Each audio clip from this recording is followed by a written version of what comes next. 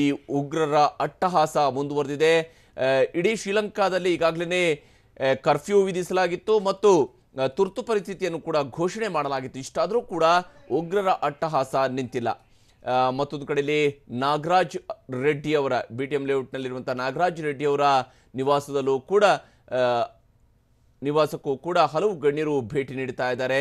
ತನ್ನ ಆಪ್ತನನ್ನು ಕಳೆದುಕೊಂಡಿರುವಂತಹ ದುಃಖದಲ್ಲಿ ರಾಮಲಿಂಗಾರೆಡ್ಡಿ ಅವರು ಕೂಡ ಇದ್ದಾರೆ. ರಾಮಲಿಂಗಾರೆಡ್ಡಿ ಅವರ ಆಪ್ತರು ಕೂಡ ಆಗಿರುವಂತಹ ನಾಗರಾಜ್ ರೆಡ್ಡಿ ಈ ಒಂದು ಬಾಂಬ್ ಸ್ಫೋಟದಲ್ಲಿ ಮೃತಪಟ್ಟಿದ್ರು. ಅವರ ಅಂತಿಮ ದರ್ಶನವನ್ನು ಪಡೆಯೋದಕ್ಕೆ ರಾಮಲಿಂಗಾರೆಡ್ಡಿ ಹಾಗೆಯೇ DV ಸದಾನಂದಗೌಡರು ಕೂಡ ಆಗಮಿಸಿದ್ದಾರೆ ಅನ್ನುವಂತಹ ಮಾಹಿತಿ ಲಭ್ಯವಾಗ್ತಾ ಇದೆ.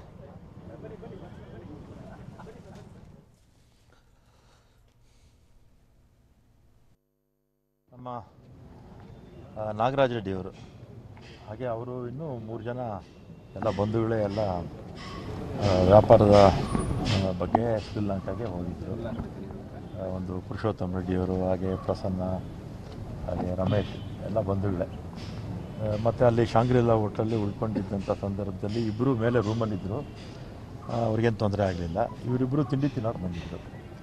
ಆ ಸಂದರ್ಭದಲ್ಲಿ ಬ್ಲಾಸ್ಟ್ ಆಗಿ ನಾಗರಾಜ್ ರೆಡ್ಡಿಯವರು ಇವತ್ತು ತೀರೋಗಿದ್ದಾರೆ.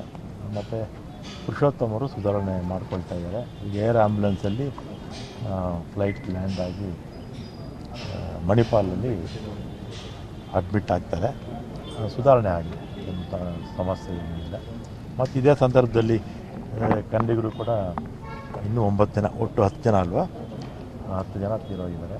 ಅವರ ಎಲ್ಲ ಕುಟುಂಬಕ್ಕೂ ಕುಟುಂಬ ವರ್ಗದವರಿಗೆ ದುಃಖವನ್ನು ಭರಿಸುವಂಥ ಶಕ್ತಿ ಕೊಡಲಿ ಅಂತೇಳಿ, ಮತ್ತು ಪ್ರಪಂಚದಲ್ಲಿ ಇವತ್ತು ಎಲ್ಲ ರಾಷ್ಟ್ರಗಳು ಕೂಡ ಈ ಥರದ ಚಟುವಟಿಕೆಗಳನ್ನು ಕಂಡಮ್ ಮಾಡಬೇಕು. ಮತ್ತು ಯಾರು ಮಾಡಿದ್ದಾರೆ ಯಾವುದೇ ಇದಿಲ್ಲದೆ, ದಯಾ ದಾಕ್ಷಿಣ್ಯ ಇಲ್ಲದೆ ಅವನ್ನೆಲ್ಲ ಹೊಡೆದಾಕಬೇಕು.